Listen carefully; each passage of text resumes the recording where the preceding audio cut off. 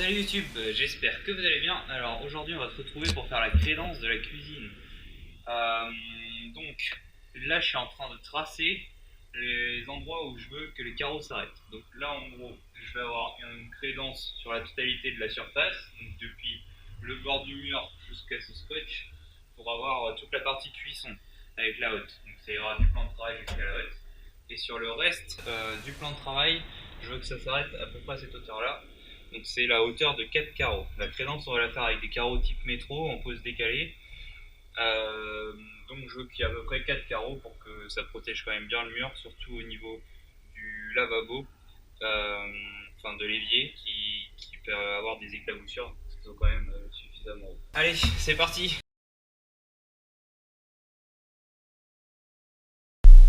Voilà, alors ce scotch va me permettre de délimiter ma partie carrelée du reste, donc ça va me permettre surtout d'encoller sans aller trop haut, sans dégueulasser tout le reste du mur, ça sert à rien de se prendre du nettoyage en plus. Et en plus, avec le laser, ça me permet du coup d'être sûr que toute ma rangée de crédence, tout le long, soit bien de niveau, soit bien au même niveau tout le long. C'est beaucoup plus simple. Avec un laser, je vous conseille, si vous avez beaucoup de travaux à faire, d'investir là-dedans. Ça permet de faire des lignes horizontales, verticales dans les deux sens. Enfin, moi, c'est un 3 axes, donc ça permet de vraiment caler tous ces éléments, ne serait-ce que pour monter une cuisine, pour monter des meubles, pour aligner du carrelage, c'est vraiment top. Donc, à partir de là, on va pouvoir commencer à choisir notre calpinage, il me semble que c'est ça le terme. Savoir donc comment on met les carreaux, parce qu'évidemment, sinon ce serait trop simple. Les carreaux sur la longueur, ils arrivent pas pile poil, donc il va falloir choisir où est-ce qu'on met la coupe et où est-ce qu'on met la partie entière. Donc bah c'est parti, je vais essayer de déterminer ça et puis je vous explique après. Alors j'ai choisi comment j'allais faire mon calpinage. Donc ce que je vais faire c'est que en fait quand j'ai regardé, je mets tous les carreaux entiers ici, j'arrive au bout avec cette partie là de carreaux. Juste celle-ci à enlever. Donc j'ai quasiment un carreau plein. Et si vous voyez, je ne sais pas si vous allez bien voir, il y a un rebord sur ces carreaux là. Donc en fait, en arrivant au bout, je vais couper le rebord.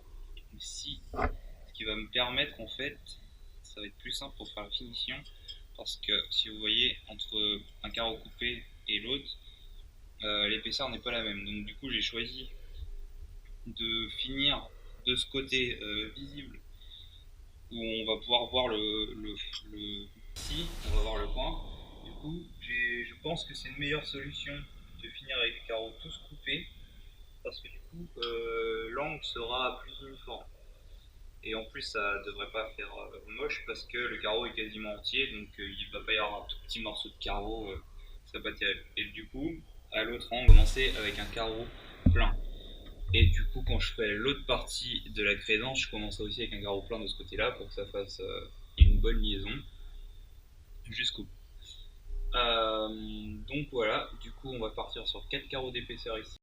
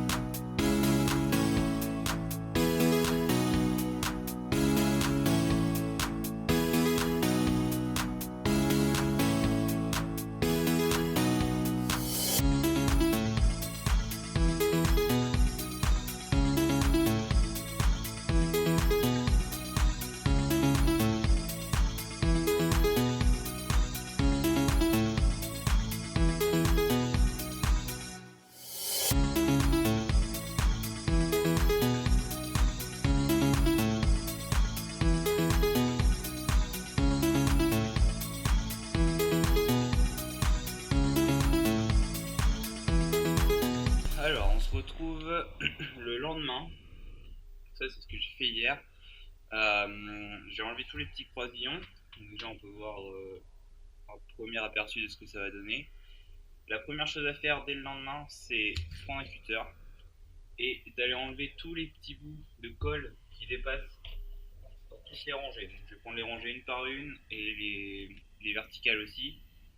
et on va nettoyer toutes les rangées parce que tous les joints en fait il faut qu'ils soient nickel pour pouvoir mettre après les joints sans avoir de petits bouts de colle qui dépassent. Même si elle est blanche, c'est toujours embêtant, ça fait toujours moins propre. Donc on s'assure dès le lendemain de faire ça, ça s'en va tout seul le lendemain. Si vous attendez, c'est mort, après ça colle vraiment, c'est la galère.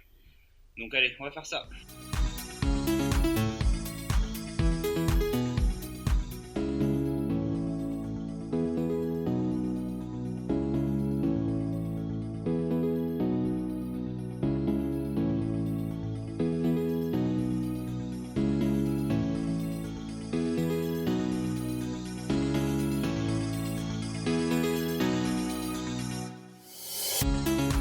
Bon alors, je te montre une petite astuce que j'ai. En gros, pour que ce soit propre, le but c'est de pas avoir de la colle qui dégueule de partout dans les joints, comme je vous l'ai montré tout à l'heure. Il va falloir tout rappeler après le lendemain, donc faut éviter d'en avoir un maximum. Donc je prends mon carreau, je le colle. Donc là, comme vous voyez, vous l'avez vu dans le timelapse, je passe un petit coup avec un couteau de pain. Bon, j'ai ça, du coup j'utilise ça. Je passe un petit coup sur le côté pour écarter la colle, comme ça permet qu'elle ne remonte pas dans les joints. Donc je prends mon carreau, hop, je mets le troisième, le deuxième. Attention, hein, je me prétends pas être un carreleur professionnel, hein. Je donne juste des conseils, comme ça que je le fais et ça fonctionne. Voilà, j'ai appliqué le pain à mon carreau, je mets le troisième pour l'écartement. Je vérifie, je mets mon laser, comme ça je vérifie qu'il est bien de niveau. Comme ça au moins on est tranquille. À chaque rangée je mets le laser, comme ça je sais que c'est le niveau. Je peux aussi, avec l'autre axe, je peux vérifier que les carreaux sont alignés à ce niveau-là, parce que forcément vu qu'on les dresse pas les uns après les autres, c'est pas simple de se rendre compte. Là je prends mon laser, tac, je regarde, c'est bon, ils sont tous alignés sur la hauteur. Donc une fois que ça c'est fait, j'ai collé mon carreau, je vérifie que je sois bien aligné aux autres, je sois bien plan. Je vérifie aussi ma rangée complète avec un plus grand niveau. Tac, voilà, nickel.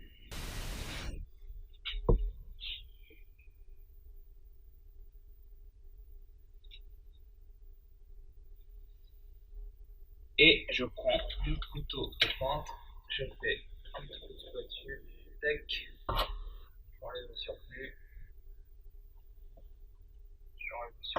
et voilà, du coup c'est propre, je peux reposer une petite bavure s'il y en a, je peux poser mon carreau par dessus, je sais que j'aurai pas de colle qui coule entre les joints.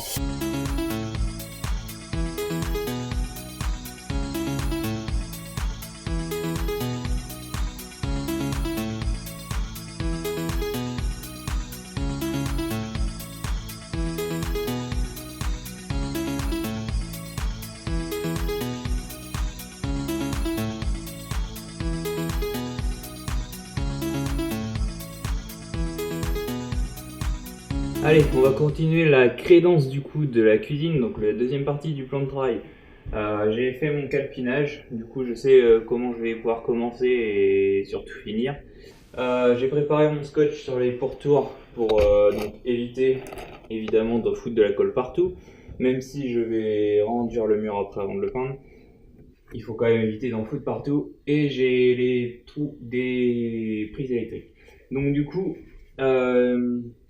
je vais donc commencer à faire le premier rang. Donc là ça va être un peu la galère avec tous les trous de prise électrique. Après le reste ça ira beaucoup mieux, ça va être assez rapide vu qu'on est que sur 4 rangs de haut, et ça va être quasiment que des carreaux entiers vu la longueur qu'on a, donc ça risque d'être beaucoup plus rapide que l'autre côté. Allez, c'est parti!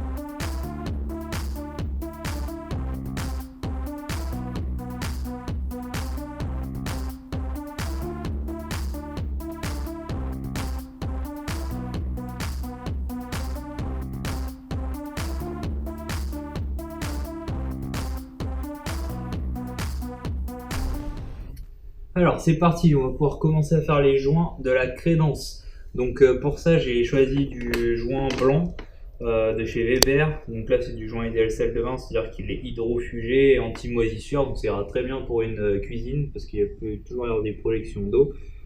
Donc ça sera parfait pour ça. Donc j'ai préparé ma pâte de joint, donc attention de bien respecter les doses d'eau et on va pouvoir commencer à appliquer ça. Allez c'est parti.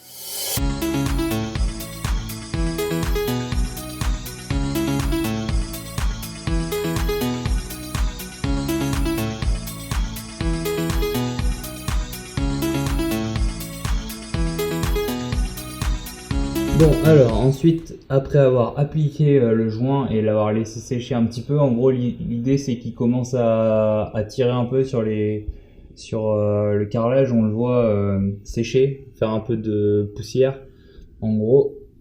Donc on va prendre une éponge, enfin c'est ce que moi je fais en tout cas. J'ai pas la science infuse, si vous voulez avoir des meilleurs conseils, allez peut-être voir des chaînes de carreleurs. Mais moi c'est ce que je fais et ça fonctionne parce que là en fait le problème des carreaux de métro c'est que les bords sont creusés. Donc il va falloir recreuser le joint qu'on a fait là qui est à peu près à fleur du carreau, de la surface du carreau.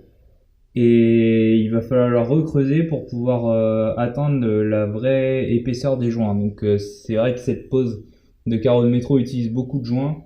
Ça en gaspille pas mal, mais bon bah c'est comme ça. Donc on prend l'éponge et puis on vient faire des petits mouvements circulaires comme ça jusqu'à rattraper en fait la largeur du joint initial. Donc on le voit tout de suite, hein, de toute façon on creuse, en fait on vient creuser le joint et puis dès que les traits sont droits, ils reviennent au rebord du carreau, on le voit, et ben on arrête de creuser, on passe à côté et puis quand il y a des petites bulles on essaye de les lisser. Quand il y a des petits creux à cause des bulles dans la pâte. Et puis on fait ça partout. Ensuite, ce qu'il va falloir faire, une fois qu'on a bien émulsionné tout le joint, on va prendre l'éponge et on va la passer en fait, attention qu'elle soit bien propre, et on va la passer de travers. Bon alors là, sur ce genre de carrelage, on risque pas de creuser les joints. Mais c'est la technique qu'on a pour n'importe quel carrelage. On passe bien l'éponge en travers pour nettoyer le carreau. Et je l'ai passé d'un côté, je la passe de l'autre côté et c'est tout. Après, je nettoie mon éponge et je recommence. On recommence pas avec une éponge sale à réessuyer, sinon on va faire que étaler de la poudre. Donc je nettoie.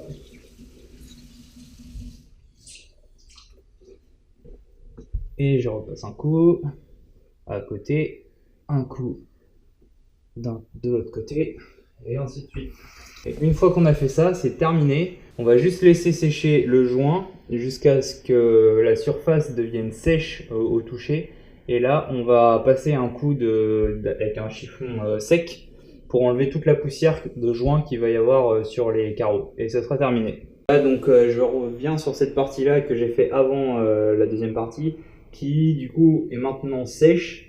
Alors pas sèche à cœur, hein, faut pas aller gratter le joint avec un ongle, mais avec du coup un chiffon sec comme celui-là, je vais maintenant nettoyer les carreaux. Je sais pas si vous pouvez voir à l'écran, mais en gros je vais nettoyer toute la poussière qui est sur les carreaux. Donc là, vu que les carreaux sont biseautés sur les côtés, c'est pareil, il va falloir faire tous les rebords parce que juste en passant comme ça, on va pas tout nettoyer. Donc on fait le rebord de chaque carreau, on nettoie bien toute la poussière. Donc là, avec une lampe un peu rasante, comme ça on voit mieux la poussière qui reste. On profite pour nettoyer la hotte aussi qui a pris un peu de joint au moment de la pose. Alors ça y est, maintenant la crédence est finie et sèche, donc ce qui va rester à faire, ça va être mettre un clou de silicone en bas et au niveau de la hotte là, pour jointer entre le carrelage et le plan de travail, entre le carrelage et la hotte. Au niveau de la jonction, parce que j'ai pas mis de joint ici, parce que c'est comme une plainte entre le carrelage et le mur. Il risque d'y avoir un petit peu de dilatation et ça ferait péter en fait le joint, ce qui fait qu'il ressortirait et il tomberait de toute façon au bout d'un moment. Donc vaut mieux mettre un joint souple type silicone.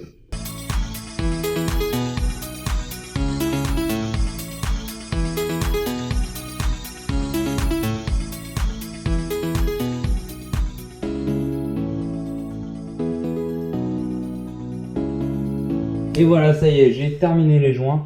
Donc, comme pour tout le reste, sur ce genre de carreau petit avec beaucoup de joints, beaucoup d'irrégularités du fait des biseaux, c'est un peu plus compliqué.